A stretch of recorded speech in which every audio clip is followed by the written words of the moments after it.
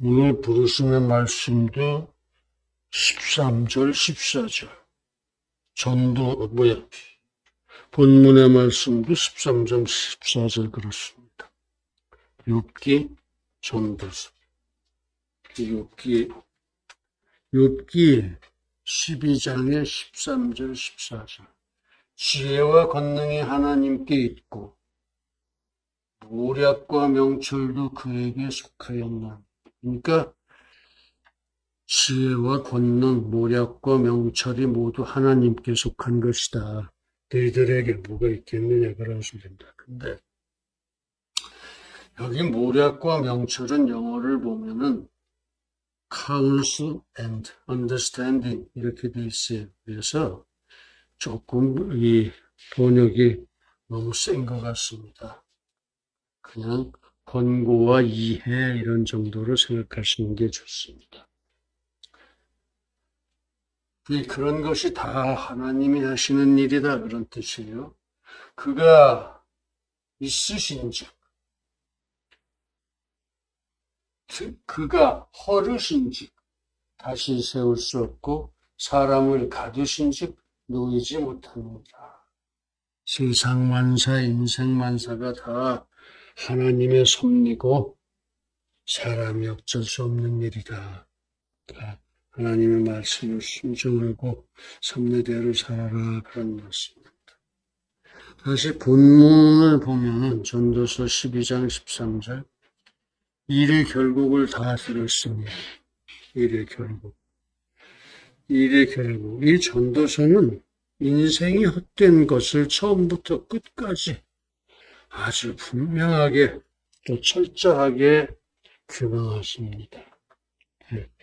인생이, 세상이 다 헛되고 헛된 거라는 것을 들었으니까 다만 하나님이 모든 것을 하신다는 것을 또 듣지 않았느냐. 그러니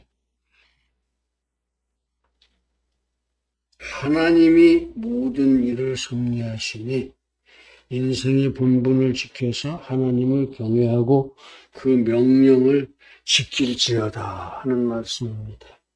그 하나님이 또 심판을 하시니 그 심판을 대비해서 살아야 한다. 모든 것을 하나님이 섭리하시고 모든 것을 하나님이 심판하시니까 그 하나님의 말씀에 순종하고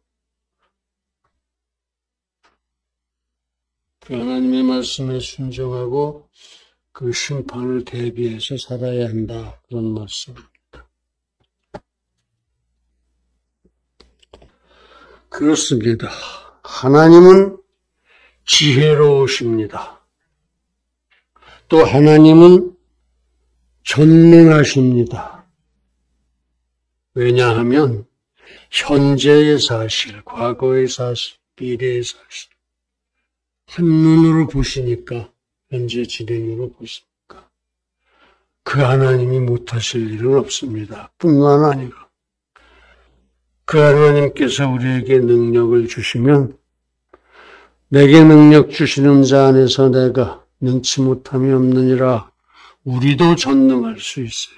그러니까 늘 능력을 구하고 지혜를 구하고 그래서 하나님의 능력 주심을 받아서 모든 일을 원만하게 풀어나갈 수 있으시기 바랍니다.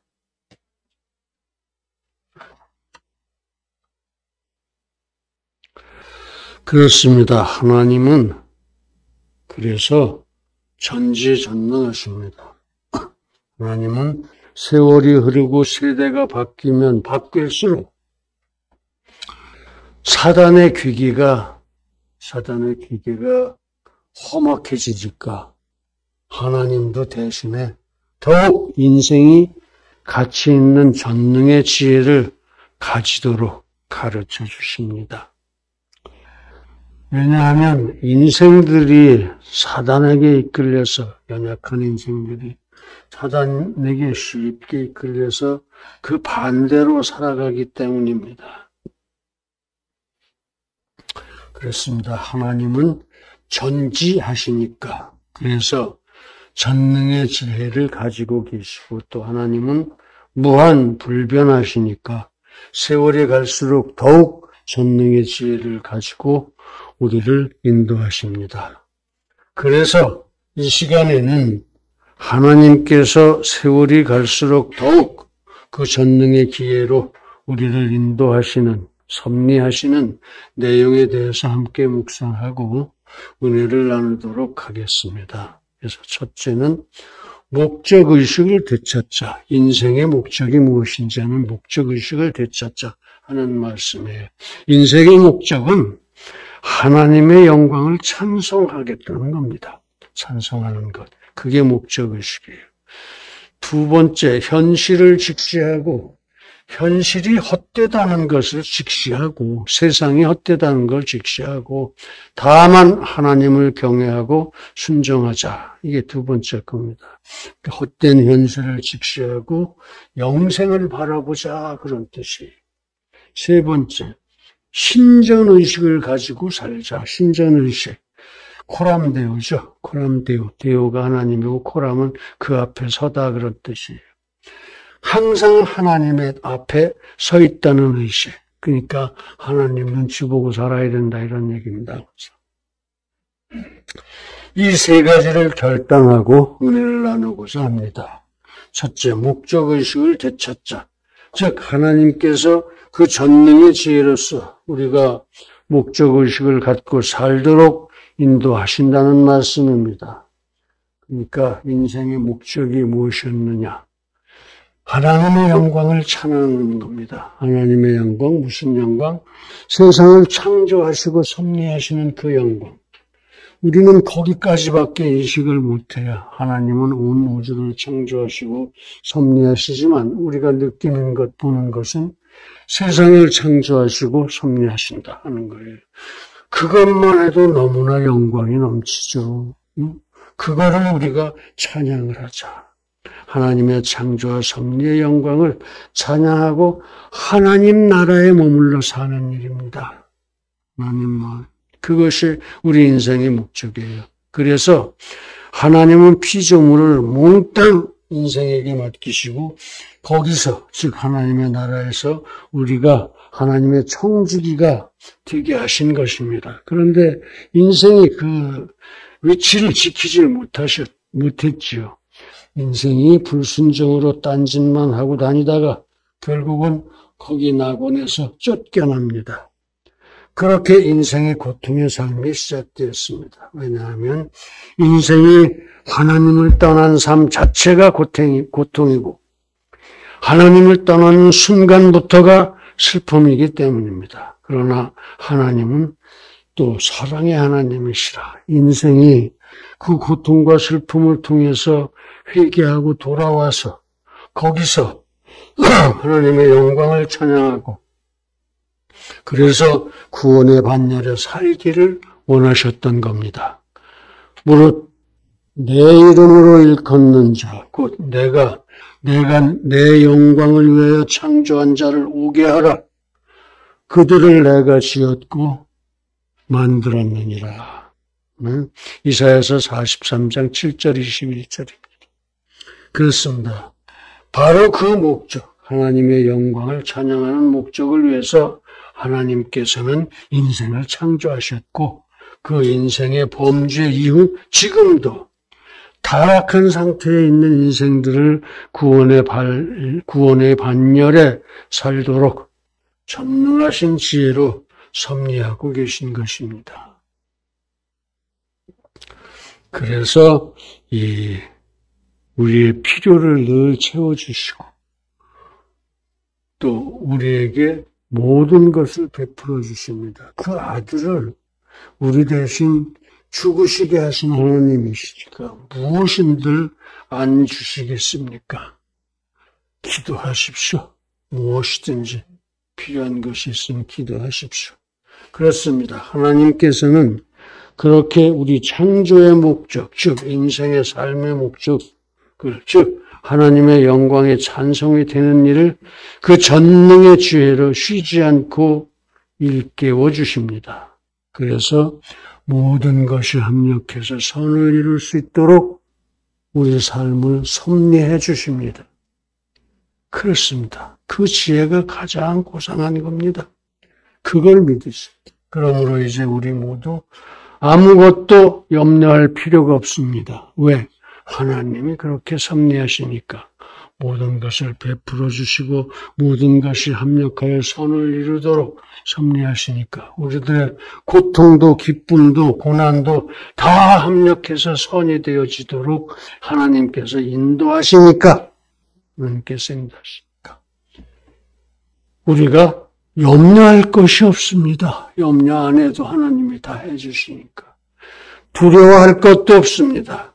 오직 하나님의 영광을 찬양하고 구원의 반열에 살겠다는 원래의 삶의 목적, 하나님의 나라 거기에 하나님의 영광의 찬송으로 사는 것을 되찾아서 신명을 다해서 순종하고 헌신하고 충성하고 봉사하기를 간절하게 기원합니다.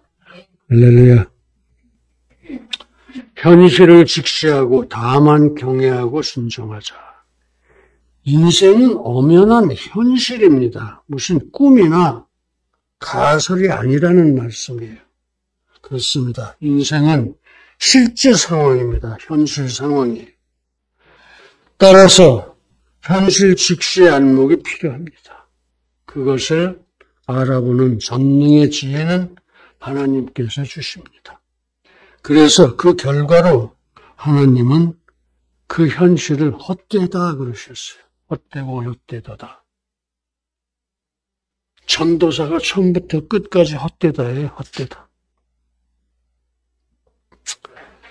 그래서 그 결과로 하나님은 그 현실을 헛되다고 하셨어요. 그것이 전능의 지혜로 하나님께서 현실을 직시하신 결과입니다. 헛되다 하는 것이. 하나님은 왜 그렇게 말씀하셨을까요? 우리의 현실이 헛되다고. 그렇습니다. 인생이 세상을 그렇게 오염시켰다는 말씀입니다. 저만 망가뜨린 게 아니라 세상을 모두 오염시켰어요. 그렇습니다. 그러니 그것은 그런 현실을 직시하라시는 하나님의 말씀입니다. 현실을 직시하라. 헛되다는 것을 보라 이거예요. 세상살이가 헛되다 하는 것을 보라 그런 말씀입니다. 보라. 인생을 무슨 장밋빛 색안경을 쓰고 보지 말아라. 유토피아 같은 건 없다. 세상에. 그런 말씀이 그렇습니다.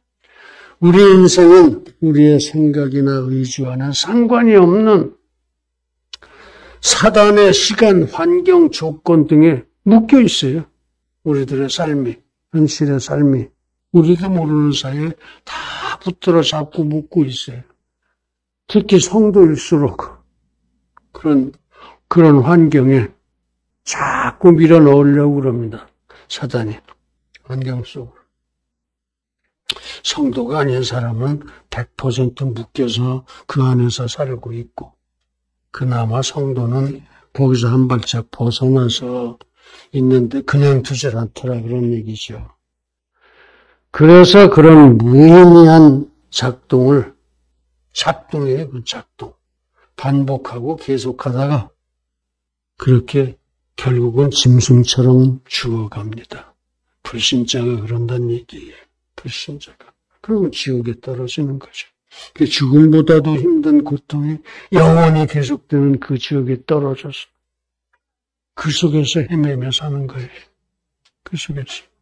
살아있다고 얘기할 수도 없죠. 사실은 생명은 있는데 그게 지옥이에요. 그래서 인생은 구원을 받아야 합니다. 지옥이 아니고 천국에 가서 살아야 해요. 영생을 얻어야 합니다. 천국 영생이죠. 그렇습니다. 영생 구원은 낭만이 아닙니다. 낭만이 아닙니다. 그렇습니다. 영생 구원은 생과 사의 처절한 현실이에요. 목숨 걸고 구원을 받아야 되는 거예요. 이 현실을 직시하자는 겁니다. 그래서 구원을 받자는 거예요. 하나님의 전능의 지혜를 빌어서 배설물만도 못한 현실을 직시하고 우리는 영생을 바라보고 살자, 그런 뜻입니다. 바람의 길이었다 함과 아이된 자의 태에서 뼈가 어떻게 자라는 것을 네가 알지 못함 같이 만사를 성취하시는 하나님의 일을 네가 알지 못하느니라. 아멘. 하나님이 만사를 그렇게 합력하여 선을 이루도록 너를 위해서 섭리하는 것을 너는 모르는 거 아니냐. 그러니까 그 안에는 말씀 잘 듣고 순종하고 사는 길밖에 없다. 네가 이해하려고 해서 되는 게 아니다. 그저 무조건 말씀 잘 듣고 다만 하나님을 경외하고 순종하고 또 경건으로 은혜를 받아야 할 뿐인 것이다. 그런 얘기예요. 이제 우리 모두 현실을 직시하고 그런 경건으로 은혜 받기를 간절히 기원합니다. 그러니까 이 현실을 직시하고 염려하지도 말고 두려워하지도 말고 오히려 하나님의 함께 하심으로 항상 기뻐하고 쉬지 말고 기도하고 범사에 감사하면서 은혜 속에 승리해라, 그런 뜻입니다. 다음 셋째는 신전의식을 가지고 살자, 그런 뜻이에요. 신전의식, 하나님 앞에 서 있다는 의식. 즉 내가 항상 하나님 앞에 서 있다는 의식, 그것이 신전의식입니다. 코람데오라고 합니다. 즉 하나님은 전능의 지혜로 우리에게 신전의식을 갖게 하셨어요. 그러면 우리가 좋은 성도가 된다는 겁니다. 아브라함을 보십시다. 아브라함. 아내나 첩의 문제, 기타 생활에서 보면 아브라함은 비겁합니다. 그리고 심약한 늙은 사람이었습니다. 아내를 다른 나라 왕한테 바치려고까지 하고 그렇게 비겁했어요. 그러나 하나님께서는 전능의 지혜로 아브라함에게 신전의식을 가르치셨습니다. 그래서 아브라함은 오늘날 믿음의 조상이요 복의 근원이 되게 하셨습니다. 다시 말해서 하나님은 아브라함을 계속 지켜보고 계시다는 것을 아브라함으로 알게 해주셨어요. 아, 하나님이 나를 항상 지켜보시는구나. 그 신전의식으로 그 잘못된 생각과 행동을 그때그때 즉각적으로 고쳐가게 하셨습니다. 아브라함.